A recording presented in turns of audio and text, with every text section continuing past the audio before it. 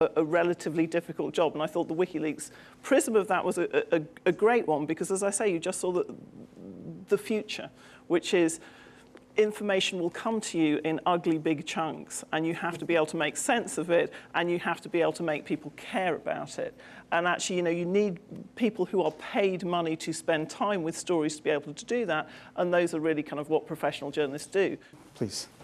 So I guess I'm curious about the role that you think the internet and social media will have moving forward. I mean, obviously, it's been very useful in getting rid of Mubarak and mobilizing people around that. But how do you think it can be harnessed and utilized going forward in terms of what happens next in Egypt?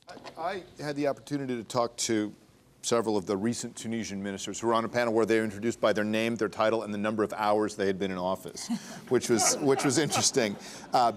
But Sami Zawi in particular, who was the Secretary of State, and I talked to him as the Secretary of State for Communications, and he got his back up. He said, no.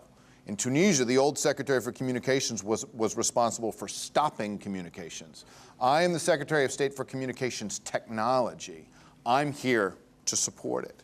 So one of the things we may see in these governments is a commitment to make these tools more directly accessible to their citizens in a less fettered way. The Tunisians are certainly planning on doing that. Whether the Egyptians do or not, I don't know, but I think we could all hope that that would happen. And I can only say on Egypt, I can't think of a more important role for journalists than in this post-Mubarak time.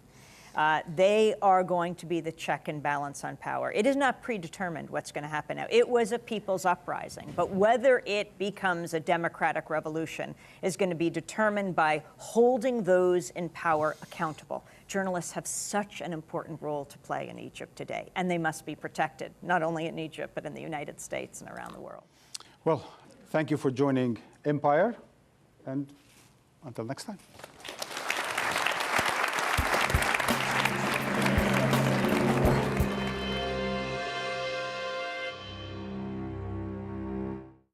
Business Latest is brought to you by Capco in just about everything.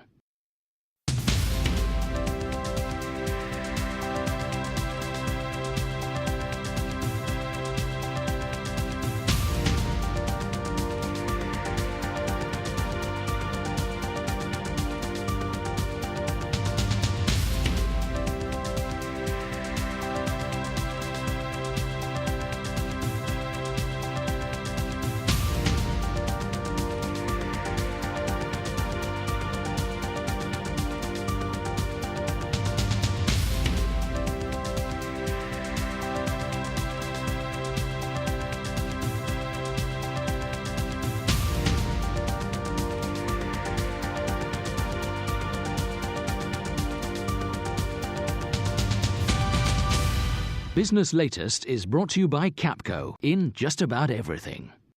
He's taken stolen goods and he's now dumping them onto the world without any sort of consideration for consequences. From people making the news. If the North will be saved a lot of trouble, I think it is important that they should come together. To those it affects. We do accept that there was very bad mistakes made in our banking area. Behind the headlines. Most South Koreans are not interested in reunification. Is the inside story. At this time on Al Jazeera. Al Jazeera focused as the troops pulled out. We focused when barriers were built and walls came down. Women have been voted into parliament. On the raising of one voice and the silencing of another. Somebody knew he was coming. We focused when bombs fell. Potter, go. And when Gaza stood alone. Throughout the Middle East, we focus on news and documentaries that matter to you. Al Jazeera, television that truly inspires. East Timor's government has declared it's time for foreign forces to leave the country. But with a frail infrastructure, is this nation prepared to face a future without international support? 101 East, at this time on Al Jazeera. Rhythms of resistance. A part of the struggle and popular resistance is art. Through my art, I resist. Resistance is my art, and my art is my war. Musicians using music as a way to maintain their cultural identity. I believe that when I sing to the world, I portray Palestine through my voice, my singing, and my songs. Songs from the lost homeland. at this time on Al Jazeera.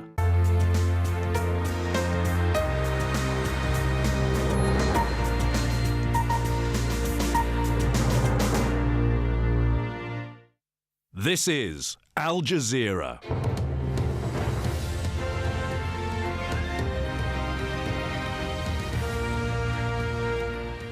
Good to have your company. Warm welcome to this news hour, coming to you live from Doha with me, David Foster, and from the Al Jazeera news centres here in Doha with continuing coverage of the uprising in Libya.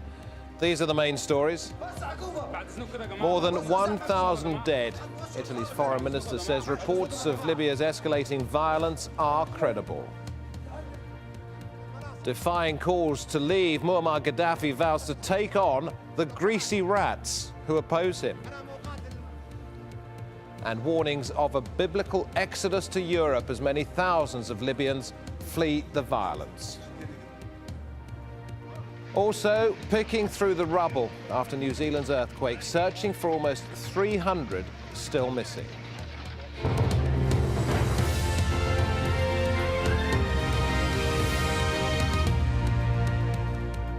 (1300 GMT, 3 o'clock in the afternoon in Libya, where protests have raged for a week now, and Gaddafi's crackdown continues.